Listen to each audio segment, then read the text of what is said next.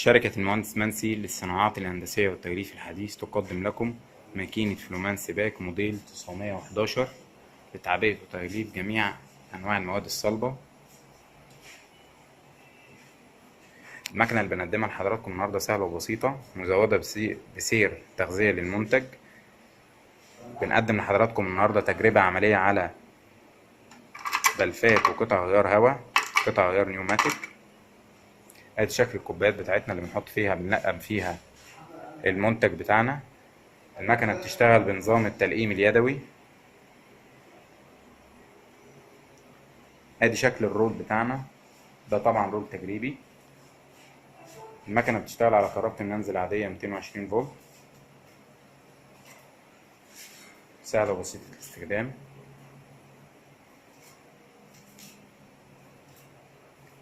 بقدر من خلال الماكينة بتاعتنا ان احنا نعبي ونغلف اي منتج احنا عايزينه.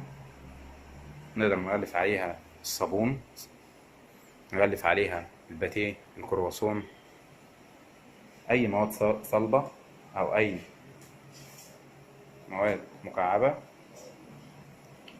نيجي لشرح الماكينة. عندي دي الشاشة الرئيسية للتحكم في الماكينة.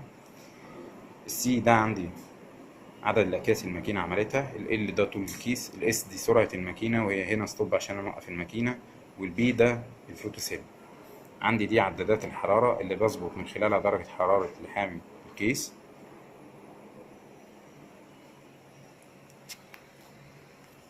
عندي ده زرار ستارت ستوب، وده زرار الباور، وده زرار الطوارئ emergency. ادي الفكوك الرأسية والأفقية. هبتدي اعمل التجربة بتاعتي. هشغل الماكينة في الاول من غير ما اشغل السير، بعد كده هشغل السير من خلال اليد دي. هدوس على زرار ستارت ستوب. ادي شكل الكيس بتاعي بعد ما تمت عملية اللحام. المكنة بتلحم لحام سنتر سيلينج. هبتدي اشغل السير.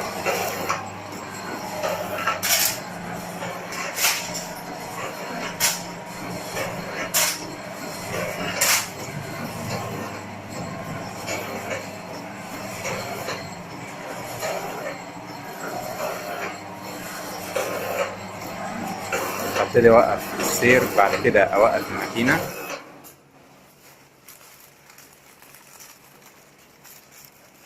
ادي الكيس بعد ما تمت عملية التعبئة.